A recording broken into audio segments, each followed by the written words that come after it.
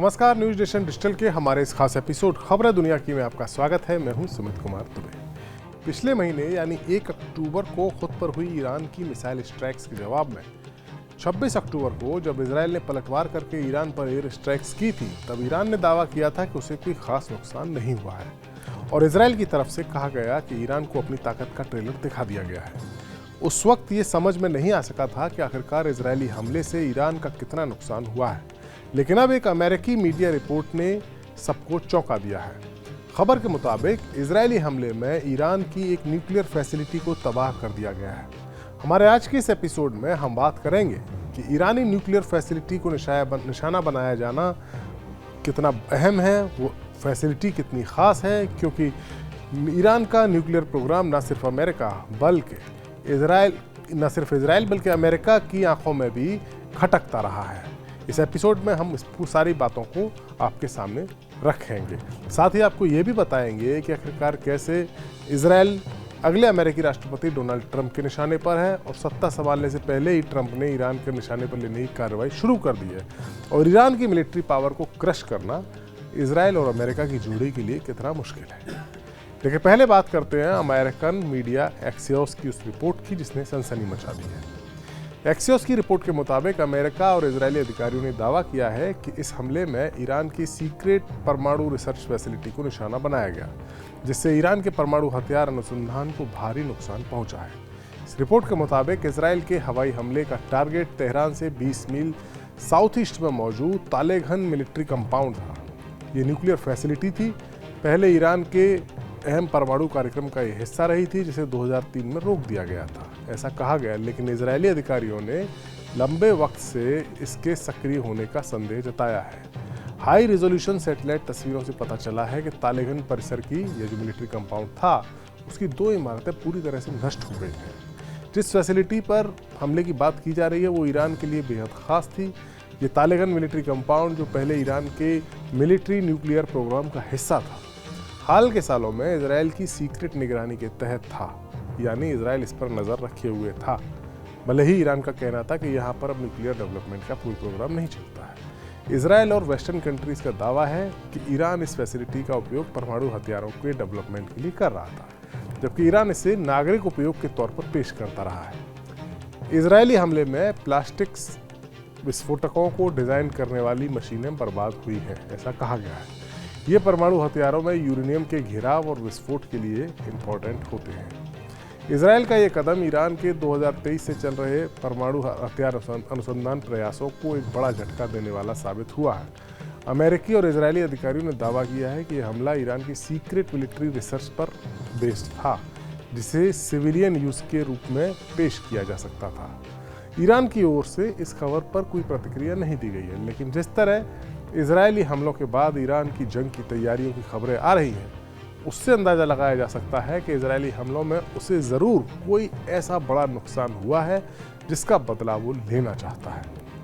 दरअसल ईरान का nuclear programme एक ऐसा मसला है जो इजरायल की आंखों के साथ साथ अमेरिका को भी खटकता है। पूरे मिडिल ईस्ट में शक्ति का संतुलन इस वक्त इजरायल के पक्ष में है। वो 3 बार अरब देशों की संयुक्त सेनाओं को हरा चुका है खुद के अस्तित्व में आने के बाद 1948 के बाद से। इसमें अमेरिका की मदद का भी बड़ा रोल रहता है।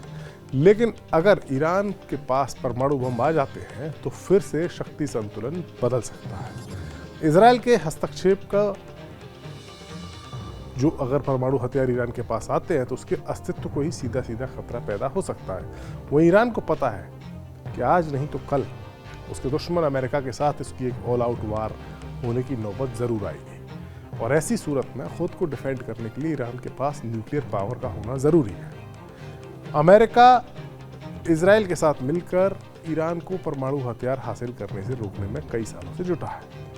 इसी के चलते ईरान पर ऐसी कई पाबंदियां लगाई गई हैं जिसने ईरान की इकोनॉमी को तोड़ दिया है।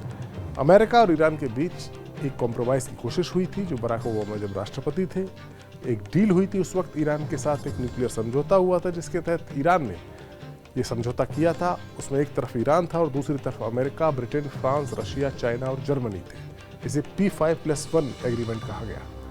इसके तहत ईरान अपने न्यूक्लियर प्रोग्राम को लिमिटेड करने के लिए तैयार हुआ था, जिसके एवज में उस पर लगी पाबंदियों को रिलैक्स किया जाना था, ढील दी जानी थी। लेकिन ओबामा के बाद डोनाल्ड ट्रंप चुनाव जीत गए, पहला उनका चुनाव था, उनकी सरकार बनी और 2015 में ट्रंप ने इस डील से अमेरिका को अलग कर दिया और ये डील पूरी तरह से नाकाम रही। इसके बाद अमेरिका ने ईरान पर कई बड़ी पाबंदियां लगाई, जो कि सबसे बड़ी पाबंदियां थी वो इतनी कड़ी थी कि भारत भी ईरान से अपना तेल नहीं खरीद पाया था।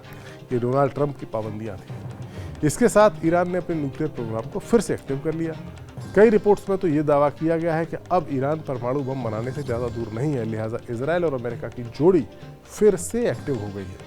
अमेरिका में तो ट्रंप फिर से राष्ट्रपति का चुनाव जीत गए और नियम के मुताबिक वो अगले साल 20 जनवरी को अपनी गद्दी पर बैठेंगे, लेकिन ईरान के मसले पर वो अभी से एक्टिव हो गए हैं। उन्होंने ऑपरेशन ईरान अभी से शुरू कर दिया और इसकी जिम्मेदारी उन्होंने अपने करीबी इलन मस्क को सौंपी है, जो कि एक बहुत बड़े बिजनेसमैन है।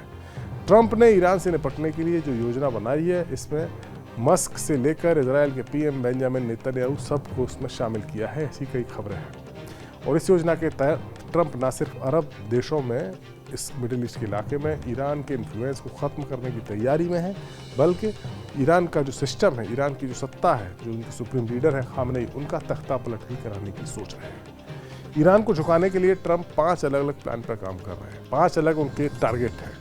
सीरिया से लेबनान तक इजराइल बमबारी कर रहा है। दोनों मुल्क ऐसे हैं जहां पर ईरान के प्रॉक्सीज की चलती है।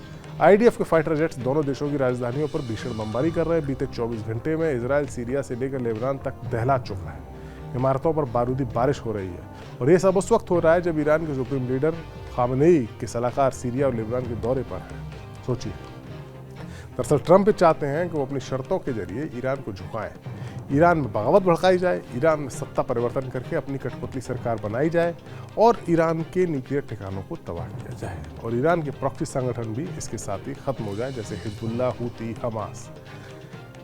ईरान इसके बाद कमजोर हो जाए, लेकिन इतना आसान नहीं है ट्रंप के लिए, क्योंकि ईरान पिछले कुछ सालों में अपनी फायर पावर में काफ़ी ज़्यादा इजाफा कर चुका है। 1 अक्टूबर को ईरान ने जो बैलिस्टिक मिसाइल है इजराइल पर दागी थी, उसकी ताकत की एक झलक थी और मिसाइलों को रोकने के लिए एक तैनात अमेरिकी फाइटर जेट तैनात थे और उसके फाइटर पायलट ने एक बात कही और उन्होंने कहा है कि इन मिसाइलों को रोकते रोकते उनके जेट्स की मिसाइलें ख़त्म हो गई थी, लेकिन ईरानी मिसाइलों का हमला लगातार जारी रहा। यही नहीं, मिडिल ईस्ट में मौजूद अमेरिका के जो साथी देश हैं, दोस्त देश हैं, उनके खिलाफ भी ईरान, अगर अमेरिका की ऑल आउट वॉर होती है तो वो उसके हक में नहीं है, अमेरिका के दोस्त मुल्क, क्योंकि ऐसा होने पर जंग उनके दरवाजे पर भी दस्तक दे सकती है। तो फिलहाल उस जानकारी का इंतज़ार है कि क्या इजरायली हमले के जवाब में ईरान को कोई बड़ा न्यूक्लियर नुकसान हुआ है, और अगर नहीं हुआ है या हुआ है तो ईरान इसका जवाब इजरायल को कैसे देगा। पूरे मिडिल ईस्ट की शांति बस इसी सवाल के जवाब में छुपी हुई है कि ईरान इजरायल पर अब हमला करेगा, कितना बड़ा हमला करेगा। हमारा वीडियो आपको कैसा लगा, कमेंट सेक्शन में जाइए और अपनी राय हमें ज़रूर दीजिए। नमस्कार।